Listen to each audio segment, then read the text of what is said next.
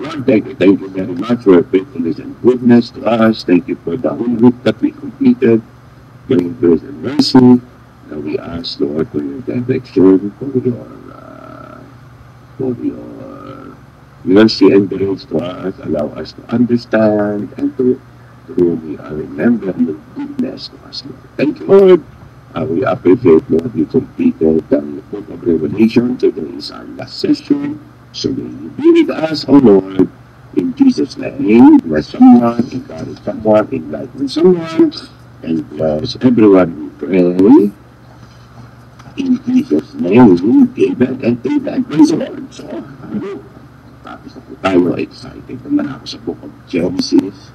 Isimulan natin ng hindi ko alam po kakayahan natin ang Monday. Travel kasi kami ng Sunday night.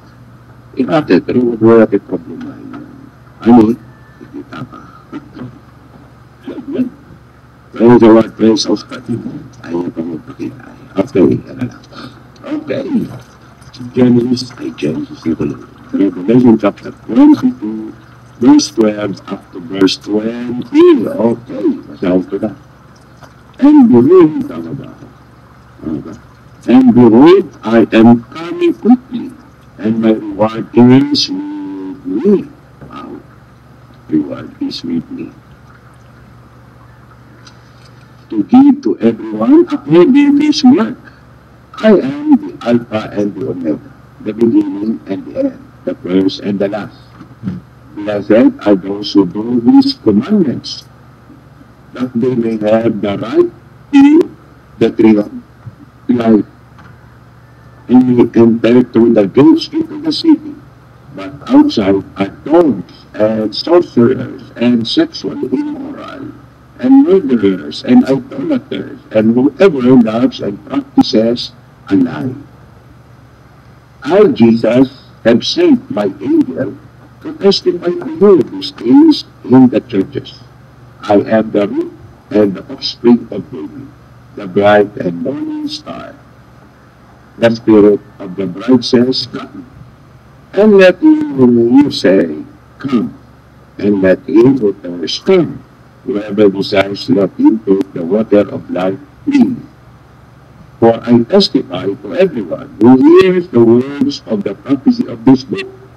If anyone adds to these things, God will add to him the plagues that are written in this book. And if anyone takes away from the words of the book of this prophecy, God shall take away his part from the book of life, from the holy city, and from the things which are written in this book. He who testifies to these things says, surely I am coming quickly. Amen. Even so, our Lord Jesus, and the grace of our Lord Jesus Christ be with you all. Amen. Praise God. Glory to God. Yun. Ang title natin na lang pinamagatan pong the final message. The final message. So, ang book of Revelation, again, ay sinulat ni St. John para po sa mga original authors niya na mga kagain sa minor o sa 7 churches. So, ayan, at ang kanya itong objective niya is to encourage them to remain faithful in spite of their severe persecution and to teach them that they will overcome evil and the glimpse of the future, the end of the world, the end of the suffering of men, particularly the believers of the Lord. Okay, words to ponder. Ako, marami-rami ito. Kasi na, sinama na natin lahat eh. Marami. Tinapos ko rin at mamadalo na ako sa book of Genesis eh. Sabi ko rito ay Jesus ng letter and Jesus testifies to the churches. So kiniliri dyan sa start at sa dulo, kiniliri dyan na meron talagang original recipient nito at ganoon din ito ay galing kay Jesus.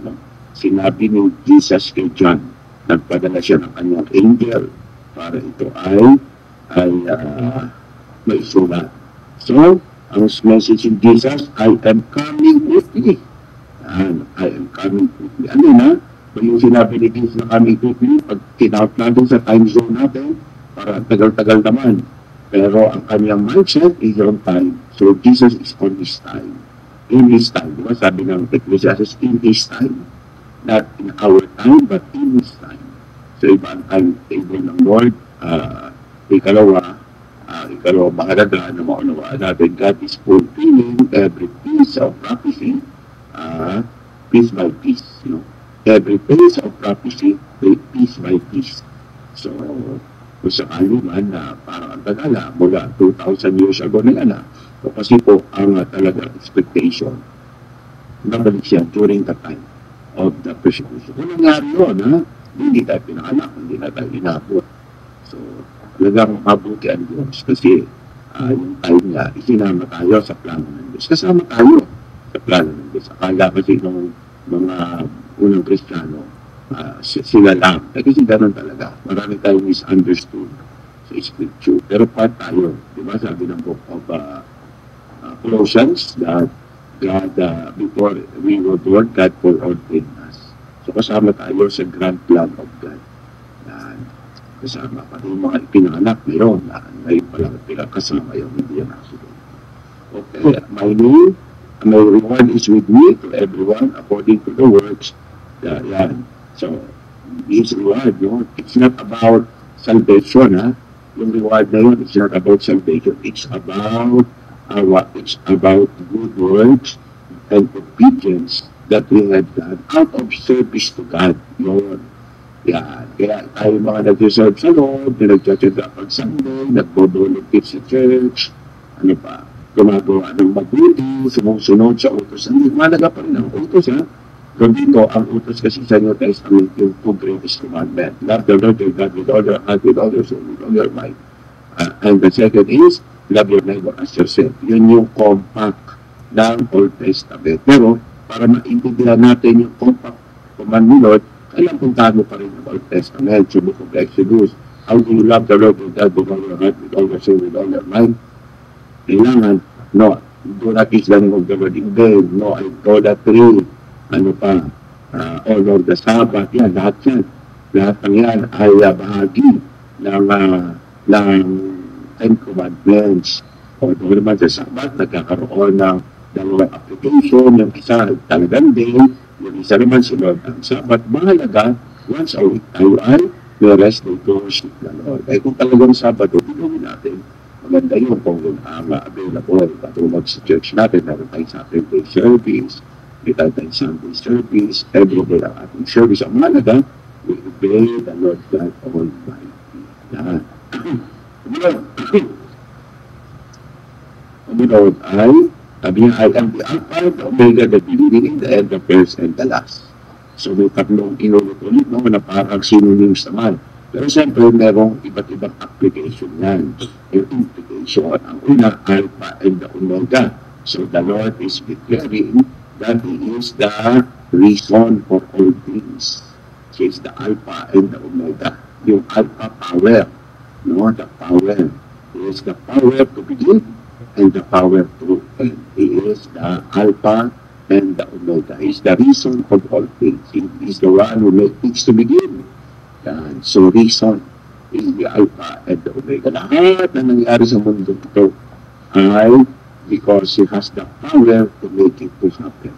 He is the Creator and He is the one that makes every place of the life of the world to be allowed.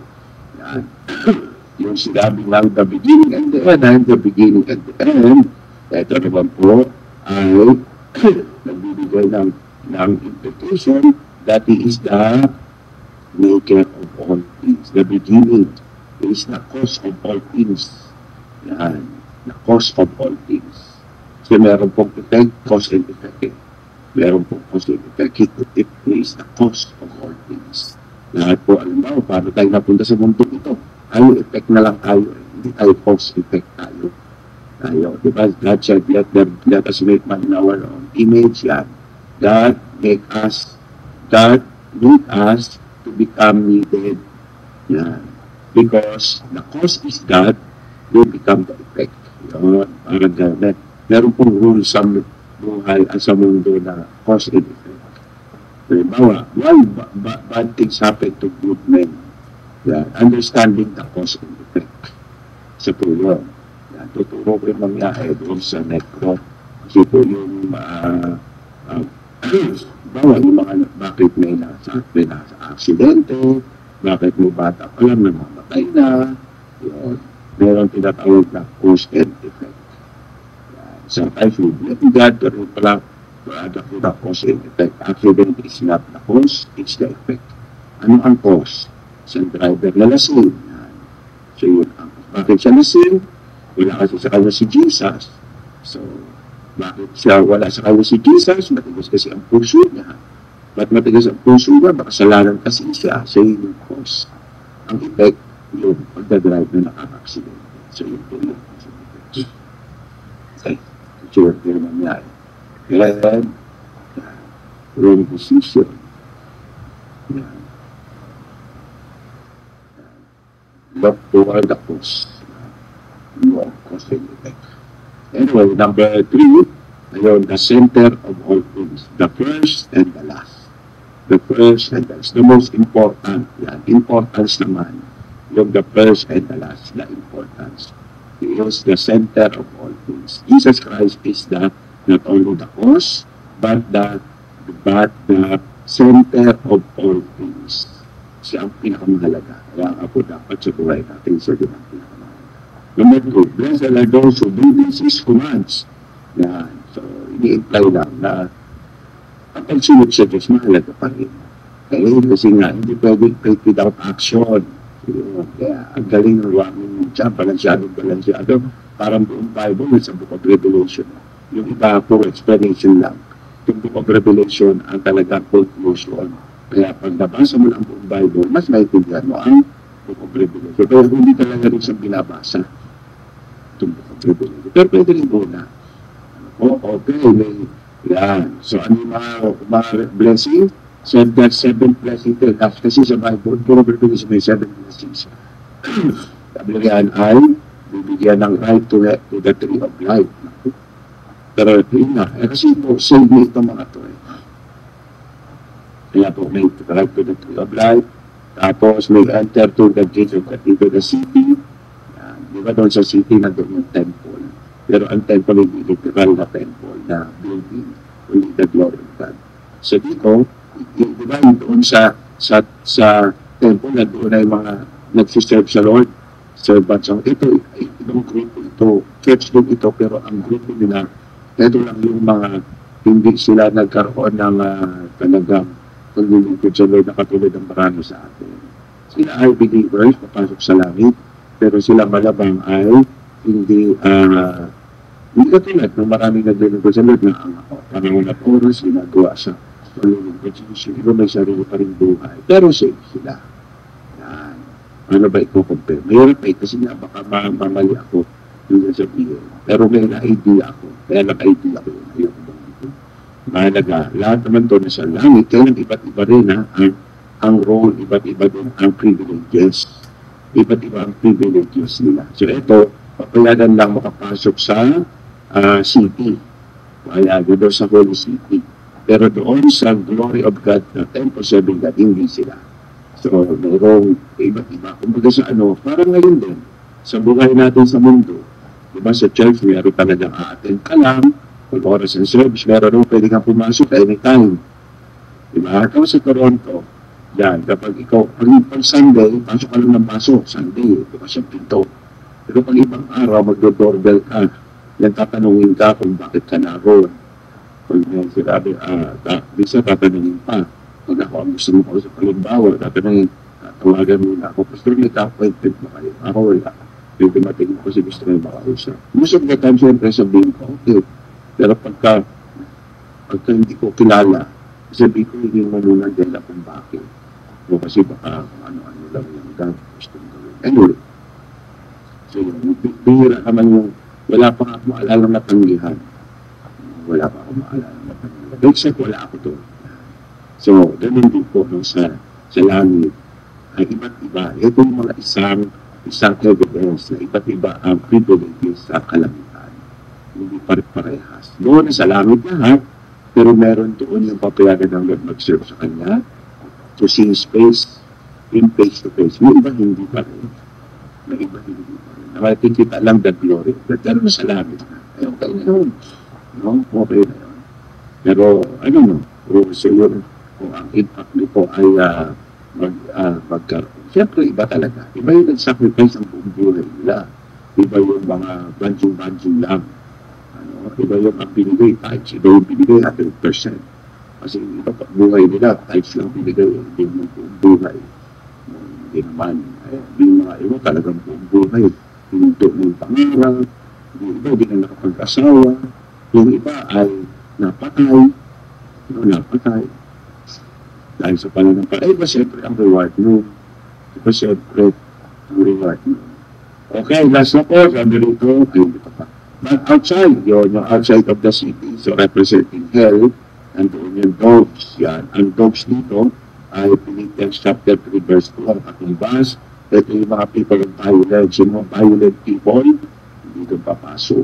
Mga sorcerers, yan, mga magkukulap, sexually immoral, murderers, idolaters. Ito yung isang gusto ko take notice nila. Whoever loves and practice a lie. Hindi lies ha, hindi plural. Yung isang lie lang. Ano yung lie na yun? The denial of Christ. Yan yun. Whoever practices a lie. So, kasi a lie, sinabi lies. Yung a lie. The lie that the devil wants the world to practice is denying Jesus Christ is the Lord. Hindi siya Lord. Lie doon. Yun yung lie na that will bring people to you. So kaya, encompassing siya. Kasama dyan yung violence, yung dogs sa Pilipinas. Yung dog namin, ganun violent. Pero sa Pilipinas, nandun yung mga, tsaka si Jesus, pinangit ni Jesus yung hari, tinawag yan dog, si Herod, tinawag si violent yun. So yung represent violence. Hindi lahat ng dogs violent na yun. No?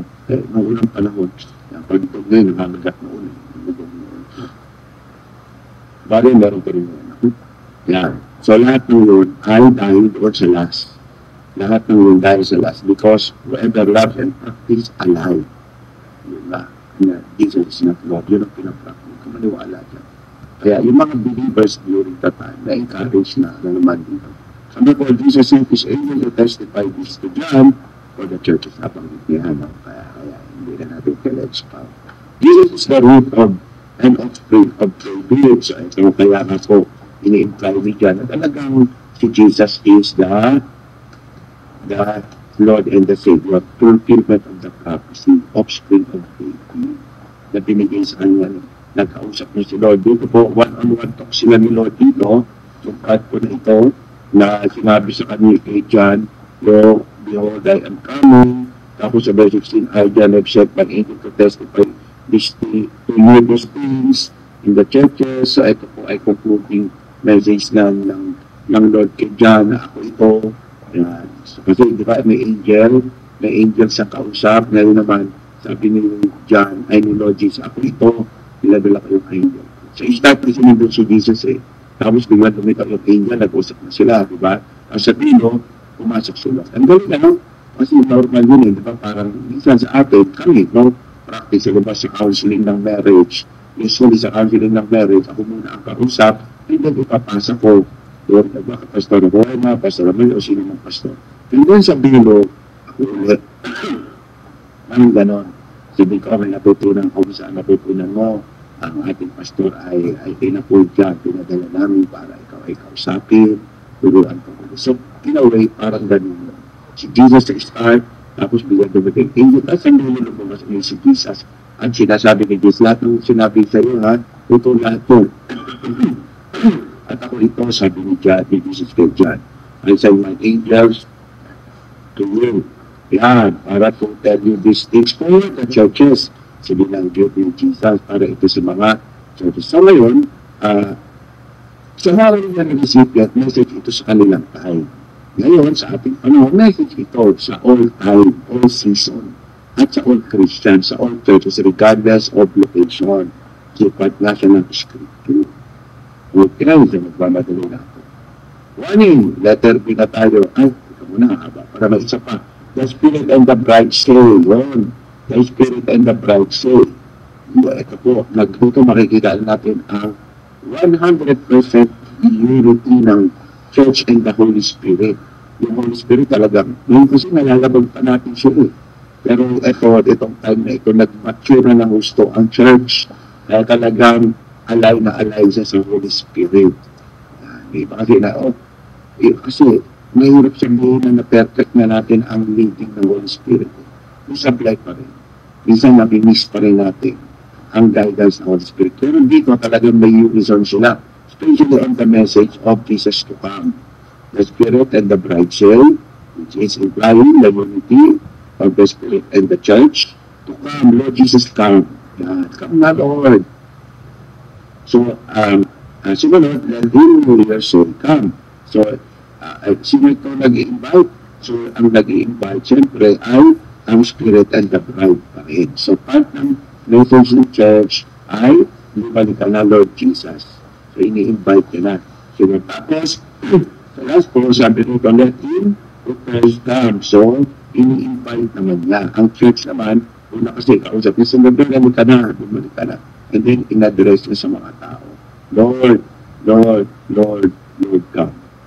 Any one of you who are present, yung mga tao na hindi pa nakakatanggap, ini-invite. So, message ito of redemption. Whoever decides that they take the water of life freely on, kasama yun. Then, letter B, second part, warning. Tapos na tayo doon sa the time is, and Jesus testified to the churches. So, yun. Tapos na tayo doon. Punta tayo sa warning. Ano yung warning?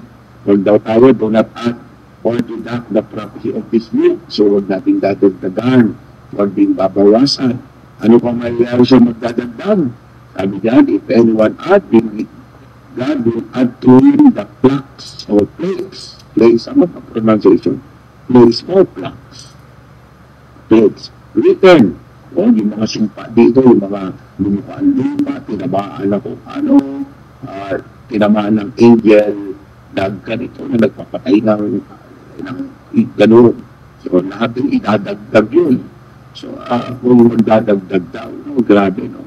Napaka-sacred nitong lugar na itong book na ito, untouchable, hindi pwedeng dagdagan, hindi pwedeng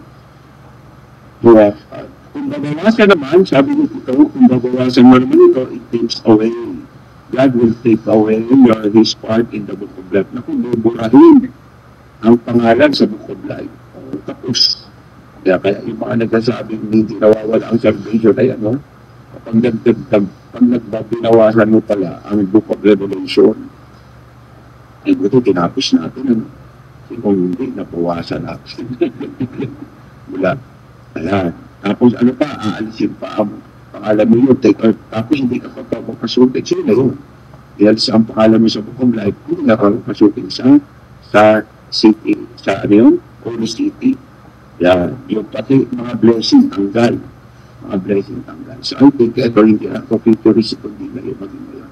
Naniniwala ako sa ating lahat na nagkumpleto ng book of Revelation, double blessing ang mararanasan. O kasi may promise of blessing dito eh. 7 blessing of God in the book of Revelation. Yung una yung nagbasa. Yung una, basahin mo lang. May blessing ka na. Ikaw yung sumusunod. Sumunod ka. Kaya sabi dito. Yung iba sa kanila natin pag-usapan. Sumunod. Last na po, I am coming quickly. Or the word na quickly. I am coming quickly. Sinasabi ni Jesus ko, assurance ko. Assurance. And then, sumagot si John. Kaya si John ito, sabi ni John, Amen. Even so, come Lord Jesus. Yan. Si John. At saka ini-echo ni John yung gusto niyo ng church. Amen, Lord. Bumalik ka na, Lord. Kasi narinig niya, sinabi ni Lord, I will come quickly. Sagot ni John, Amen. Amen, Lord. Kaya minsan tayo, pag sinasabi natin sa chat, pupunta ako dyan. Ako nga ko kami. May pastor, pag sinabi namin, ito sa telepono, sa chat group, kaya punta kami dyan. Amen. Ganun din si John, excited siya na si Jesus ay bumalik na. Kasi nga, alam ni John na vision pa lang ito eh. At natuto pa rin ng Lord. Kaya sabi ko, sige na, Lord, balik ka na. Tapos, let there be the grace of the Lord Jesus Christ be with you all. Amen. ito na ang simpleng benediction dyan. Napakasimple na kanyang benediction. Ano? Sabi niya, the grace of our Lord Jesus Christ be with you all. Amen. Parang nagmamadali siyang tinapos. Ano, kasi nga gusto niya agad itong matanggap ng mga recipient. Pero yung pa rin ba, seryoso ang declaration that the grace of our Lord Jesus Christ be with you all. Kasi po, John recognizes that we are all saved by grace through faith, not by good works. Kailangan marinig ka sa mabubuting gawa. Ayaw natin maranasan sa buhay natin ang bad things na sinabi sa Book of Revelation. Then, come to Jesus, accept Him as Lord and Savior, and you will be saved by grace through faith. And by grace, He will teach you to remain faithful. By grace, He will reveal Himself to you. By grace, He will allow you to serve Him. By grace, He will bless your life greater than on your own. By grace, He will let you enter His kingdom. All is by grace. That's why, every day, we must honor the grace of God. Amen?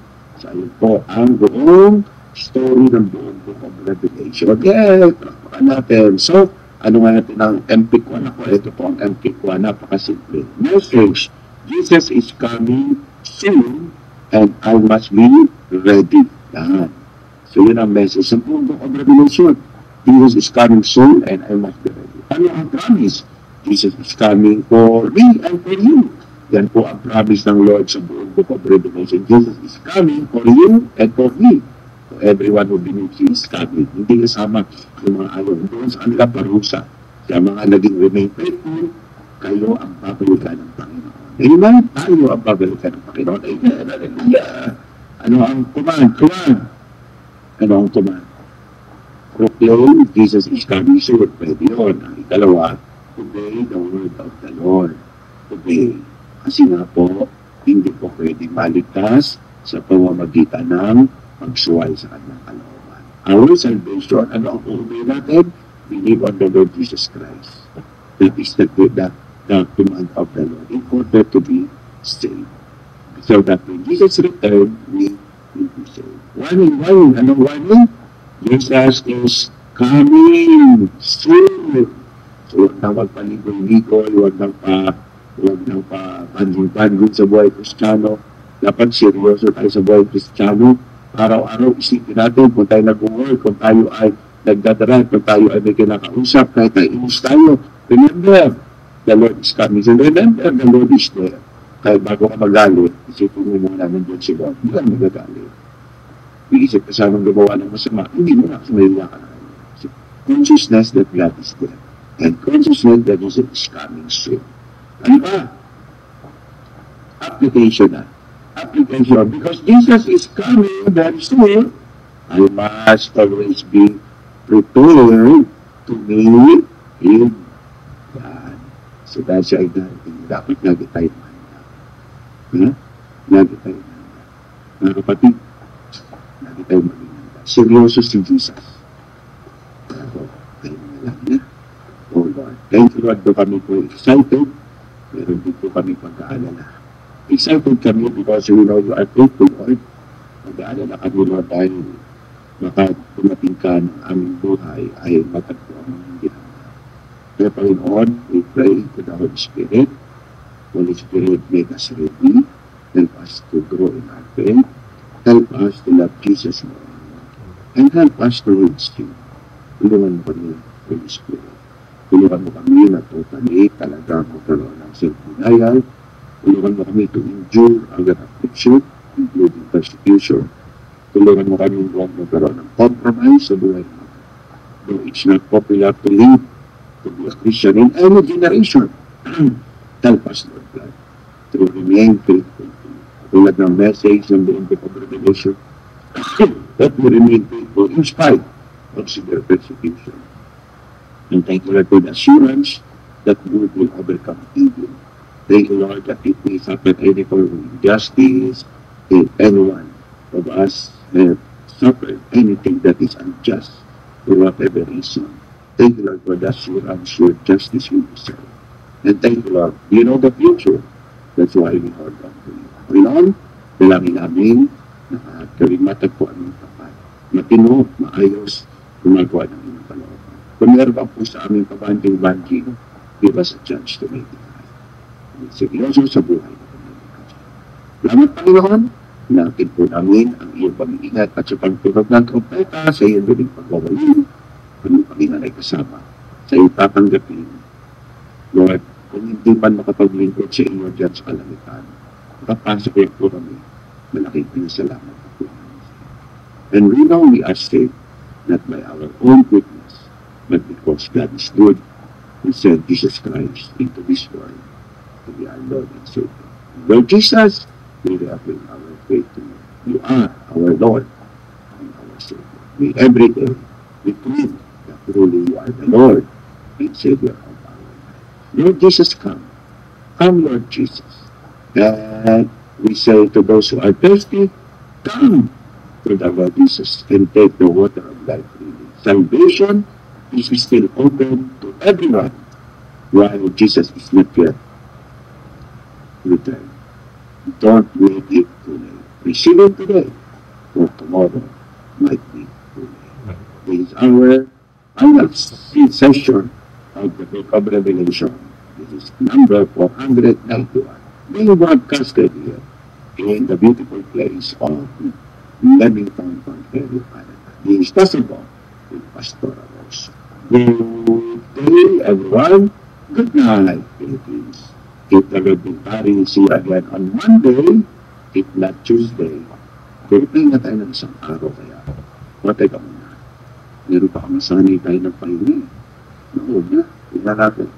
Book of Genesis na po tayo. Starting. Anyway, thank you very much for joining with me in the whole book of New Testament. Ba? Karami tayo at New Testament. Natapos natin. Ako, dalawang taon na ba yun? Baka 4-3 taon. Hindi naman. Siguro 2 taon natin natapos ang book of Genesis. Ay, ang buong book of New Testament. Sa Old Testament, kaya 37 yun. 37 ba? Ilang taon kaya natin doon. Anyway, saka na natin isipan. Mahalaga, one step. So, again po, thank you very much for joining, sharing, liking, and following our online daily devotion. Salamat po ng marami in behalf of Pastor Rose, in behalf of GIL, dito po sa East Canada. Thank you very much for joining, sharing, liking. Shout out tayo sa inyo po lahat. God bless. We love you with the Lord. From the bottom of our heart. Thank you. Thank you po. Alam niyo, iba sa inyo nagsasabi na kayo ay napagpapala sa ating online daily devotion. Salamat po. Ang totoo po yan, kayo rin po isang dahilan kung bakit na meron tayong online daily devotion. God bless you all po. O 3 years daw, sabi ni Mr. Rochelle. Yung 3 years natin ang New Testament. Ang bagal, ano? Dapat to, 1 year lang to nabasa na. Kaya lang, para mangyari yun. 3 chapters a day. Eh tayo, hindi tayo chapters a day. Tayo ay contextualization a day. Sa context. Anyway, Old Testament pa tayo. 10 taon yun. Retire na tayo lahat. Bumalik na si Jesus. Anyway, I'm excited. So, see you po. God bless, ha? Dito po sa mga taga Essex County. Thank you very much po. God bless. Shout out tayo sa mga taga Leamington, sa Kent, at maging sa mga taga Windsor. Thank you sa friendship natin last night. Sa London, see you in 2 hours. God bless.